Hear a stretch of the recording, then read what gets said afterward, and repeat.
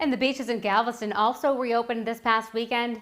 And boy, you can see by this picture right here, they were busy. A lot of Texans were happy to get out there despite the warnings from health officials. Crowds flocked to the beaches, sitting in bumper-to-bumper traffic as Texas continues to reopen. Dr. Peter Hotez says what he's seeing is worrying. I am concerned about Houston. I'm concerned about Harris County. I'm concerned about the state of Texas. My concern is what's going on in Galveston is happening elsewhere across southeast Texas, that people are relaxing social distancing to a much greater extent than I thought they might, given the limited opening of the economy.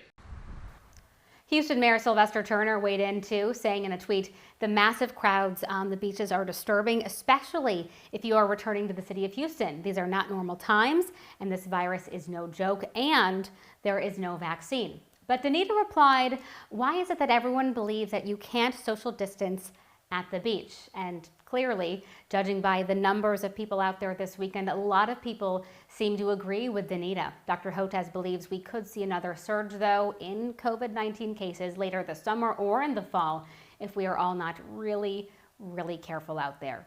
Xavier?